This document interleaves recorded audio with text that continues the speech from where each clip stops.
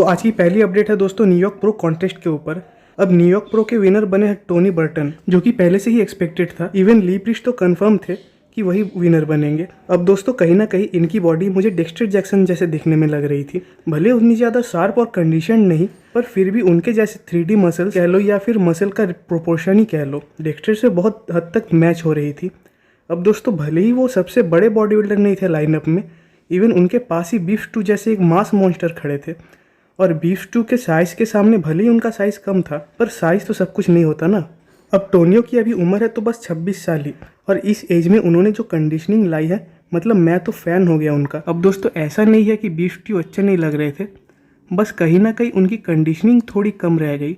और अगर टोनियो के फ्यूचर के ऊपर बात किया जाए तो वो मिस्टर ओलंपिया में प्लेसिंग ला सकते हैं कि नहीं, तो शायद से अभी नहीं, क्योंकि अभी उनके फ्रेम में और मसल मास लाना है। पर वही जब डेक्स्टर मिस्टर ओलंपिया बने थे ना, तब उनके पास भी उतना ज़्यादा मसल मास तो नहीं था। अब दोस्तों इस चीज़ को ऐसे डिस्क्राइब कर सकते हैं कि टोनियो की बॉडी अभी ना मतलब एक जर्नी पे ही है, और उस जर्नी का पता है एंडिंग क्या है, जब उनकी बॉडी पीक को हिट करेगी अपनी। शायद से उस चीज़ में भी 2-3 साल और लग जाए, पर मुझे लगता है कि जब उनकी बॉडी पीक को हिट करेगी ना, तब ओलंपिया में उनकी बढ़िया प्लेसिंग आएगी। इवन शायद से वो मिस्टर ओलंपिया भी बन जाए। और दोस्तों अगली अपडेट में बढ़ने से पहले आप सबसे एक रिक्वेस्ट है कि अगर आप ऐसे ही बॉडी बिल्डिंग अपडेट्स रेगुलर चाहते हैं ना, तो प्लीज़ चैनल को एक सब्सक्राइब और वीडियो को एक लाइक कर दीजिए। आपके एक सब्सक्राइब और लाइक से बहुत ज़्यादा मोटिवेशन मिलती है अगली वीडियोस बनाने में, तो प्लीज़ सब्सक्राइब और लाइक कर दीजिए। अगली अपडेट है दोस्तों निक वॉकर की तरफ से। अब ये न्यूज़ उतनी हाईलाइटेड तो नहीं हुई, बट उन्होंने गेस्ट पोजिंग की थी फीटलॉन्ग नाम के एक शो में।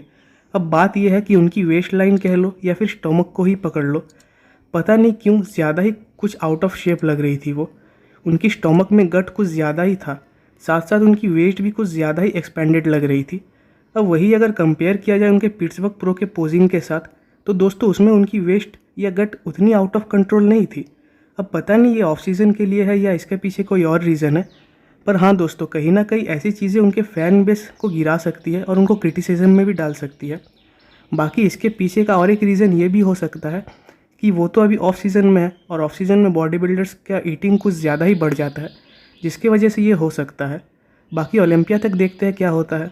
अब दोस्तों अगली अपडेट है हमारे एक Indian pro men's physique athlete, जो कि है भुवन चौहान, उनके ऊपर। अब आपको ये तो पता ही होगा कि उन्होंने हाल ही में कम्पीट किया था ऑप्टिमम क्लासिक में। अब सोशल मीडिया में उनकी एक पोस्ट कुछ ज़्यादा ही वायरल हो रही थी, जिसमें एक साइड उनके 2022 शेरू क्लासिक की फिजिक थी और दूसरे साइड इस कंपटीशन की।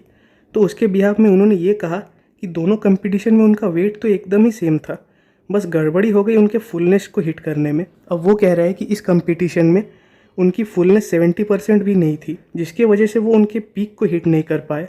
अब दोस्तों भुवन के मुताबिक उनकी बॉडी है हाइपर सेंसिटिव, और ऐसी फिजिक में हर बार पीक करना बहुत ही ज़्यादा मुश्किल हो जाता है। तो फिर फ़िलहाल तो उनका प्लान है कि वो टोरंटो प्रो में कम्पीट करेंगे, और इस बार उन्होंने जो गलतियाँ की थी वो फिर से नहीं करने वाले। तो बेस्ट ऑफ लक उनको इस कंपटीशन के लिए, और होप कि हम उनको बहुत जल्द ओलंपिया स्टेज में भी देख पाए। अगली अपडेट है गुड वीटो की तरफ से। अब रिसेंटली उनकी फिजिक अपडेट उन्होंने शेयर किया, और अगले ही साल वो प्रो बने थे, और अब तक उन्होंने कुछ ज़्यादा ही साइज़ गेन कर लिया है। हाँ ये है कि वो अभी ऑफ सीज़न पे है, पर उसके बावजूद उनकी फिजिक मुझे इंप्रेसिव लगी।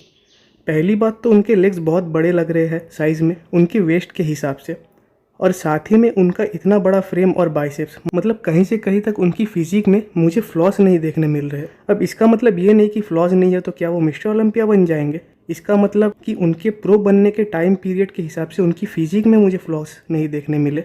बाकी अभी तो उनकी बॉडी में और इम्प्रूवमेंट्स करनी होगी। और नए बॉडी बिल्डर्स आजकल कुछ ज़्यादा ही उभर के आ रहे हैं। नए तो नहीं कहूँगा, जिनको रिसेंट प्रो कार्ड मिला है वैसे बॉडी बिल्डर्स। बाकी देखते हैं कि स्टेज में कैसे आते हैं। और आज की लास्ट अपडेट आ रही है क्विंटन एरिया की तरफ से। अब ये भी एक नया नाम है, पर उन्होंने अभी जिस हिसाब से अपने बॉडी वेट को रखा है वो तो कुछ ज़्यादा ही हो गया। करेंट उनका बॉडी वेट है 315 LBS, और उन्होंने अभी तक ऑफ सीज़न शुरू नहीं किया। अब ऑफ सीज़न में ये कितने वेट पर जाएंगे ये तो इन्हीं को पता होगा। बाकी उनकी अभी तक की फिजिक भले ही 315 LBS की है, पर फिर भी मुझे उसमें कहीं वो गट प्रॉब्लम या वेस्ट प्रॉब्लम नहीं देखने मिली।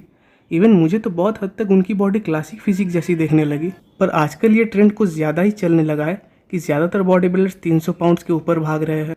कुछ दिन पहले सैमसन दौदा के तरफ से भी यही अपडेट आया था। अब क्विंटन का हाइट भी ज़्यादा है, तो ये उनके लिए एक एडवांटेज है, और शायद इसी कारण कुछ पॉसिबिलिटीज़ है कि उतना वेट इतना ज़्यादा हो चुका है। बाकी स्टेज में वो कितने वेट पर आते हैं और कैसे कंडीशन पे आते हैं ये मैटर करता है। तो दोस्तों आज के लिए बस इतना ही, मिलते फिर एक दिन एक नई वीडियो पे। तब तक के लिए आप इस चैनल को सब्सक्राइब कर सकते हैं और वीडियो को लाइक कर सकते हैं।